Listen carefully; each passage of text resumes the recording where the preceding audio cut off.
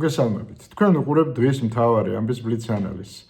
ჩვენ ვაკვირდებით, რომ ბოლო პერიოდში ხელისუფლება ცდილობს რაღაც ტიპის კომუნიკაცია ააწყოს შეერთებულ შტატებთან, ევროპასთან სერიოზული პრობლემები აქვს და იქ ფაქტობრივად მისი სტატუსი სტერილურია, დიდწილად სტერილურია. შეერთებულ შტატებთან დაკავშირებით მათ ძალიან დიდი რესურსი ჩადეს, შეიძლება ითქვას, იმისათვის, რომ თუნდაც იმიტაცია მოახდინონ რაღაც ტიპის ურთიერთობებისა, ამის პროპაგანდისტული მიზანი ის გახლავთ, რომ ილუზია შექმნან საქართველოში, რომ თითქოს ყველაფერი კიდევ დაალაგებადია. მეორე პრაქტიკული მიზანი გახლავთ ის, რომ თუნდაც დაამუხრუჭონ ეს ნეგატიური პროცესები, რაც მიმდინარეობს საქართველოს დამემართებაში, კონგრესში და სენატში, იგივე მეგობარი აქტთან თუ სხვა ტიპის სასანქციო პოლიტიკასთან დაკავშირებით, თუმცა იმას ვხედავთ, რომ ეს შეხვედრები საკმაოდ დაბალი ხარისხის არის და დაბალ დონეზე მიმდინარეობს, ანუ მაღალ დონეზე შეხვედრები არ ჩანს და ჩემის აზრით, რა თქმა უნდა, არც არის რეალური.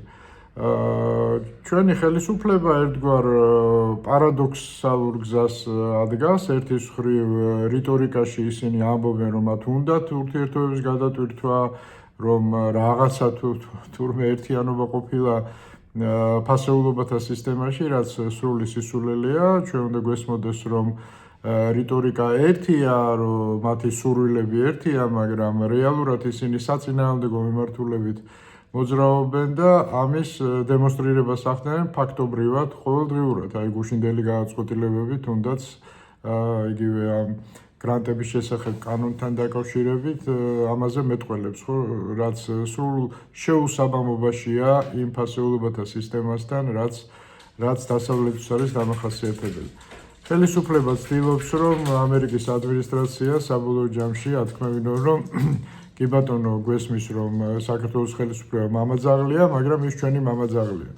და იმისთვისაც კი არაფერს არ აკეთებენ, რომ ამერიკელებმა თავისიანად აღიქვან და ამას ჩვენ რეგიონული პოლიტიკის თვალსაზრისითაც ვხედავთ.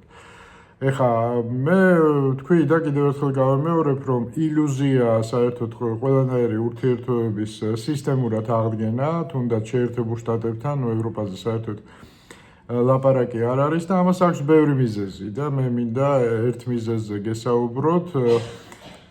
გვახსოვს ყველას რუბიოს განცხადება ირანთან დაკავშირებით, რომ ირანთან მოლაპარაკებები ძალიან რთულია, ხო, იქიდან გამომდინარე, რომ არაინსტიტუციური მმართველობაა ქვეყანაში დამკვიდრებული. ჩვენ ეს გამონათქვამი პირდაპირ შეგვიძლია გადმოვიტანოთ საქართველოზე, იმიტომ რომ აქაც იგივე ხდება, ხო, ანუ პირი, რომელიც მართავს ფაქტობრივად ქვეყანას, არ არის ინსტიტუციონალიზებული, ანუ არსად არ არის რეალურად. ამასთანავე მე ვფიქრობ, რომ ბიძინა ივანიშვილს აქვს გარკვეული შფოთები დღევანდელ სიტუაციაში, აი ირანის ირგვლივ გავითარებული მოვლენების შემდეგ და ეს ხსნის გარკვეულ ფანჯარას გადათამაშების თუნდაც საკუთარი თავის გადარჩენის მიზნით და აქ მე ვფიქრობ ძალიან მნიშვნელოვანია და მას შეუძლია ამის გაკეთება ერთადერთი გზით, ხო? ამაზე ვისაუბრე მე არაერთხელ და ეხლა კიდევ ერთხელ გავიმეორებ საკუთარი პერსონის ინსტიტუციონალიზაციით, ანუ გასაგები უნდა გახდეს, ვისთან აქვს ურთიერთობა დასავლეთისთვის, ხო, ამერიკის და ევროპისთვის, თუნდაც პრობლემური იყოს ვიღაცა, თუნდაც დიქტატორი იყოს, მაგრამ მისი ინსტიტუციონალიზაცია არის აუცილებელი, ხო, მართავ ქვეყანას, შესაბამისად შენ უნდა აიღო პასუხისმგებლობა ფორმალურადაც, ანუ უნდა იყო ქვეყნის პირველი პირი, ხო? დასავლეთი ელაპარაკება დიქტატორებსაც მათ შორის და ამ პრინციპიდან გამომდინარე ერთადერთი გზა ჩემის აზრით ამ ძალიან რთულ სამყაროში გადარჩენისა, ხო, საკუთარი უსაფრთხოების უზრუნველყოფისა, ქვეყნის ინტერესების მეტნაკლებად დაცვისა არის ივანიშვილის ინსტიტუციონალიზაცია. ანუ ის უნდა დაბრუნდეს საქართველოს პრემიერ-მინისტრის რანგში და ეს მას უტოვებს გარკვეულ შანსებს იმისას, რომ დაადგეს გადარჩენის გზას და ქვეყნისთვისაც ეს არის ძალიან მნიშვნელოვანი, იმიტომ რომ შეიძლება იყოს მმართველობის სისტემაში პრობლემები, შეიძლება იყოს ესე რომ ვთქვათ მიუღებლობა ხელისუფლების, მაგრამ მინიმუმ ის რომ იცი ვინ არის ხელისუფალი, ვინ არის ამაზე პასუხისმგებელი და ის ფორმალურადაც აგებს ამ ყველაფერზე პასუხს, ეს ამას შემოაქვს პოლიტიკაში გარკვეული წესრიგი და გარკვეული დინამიკა.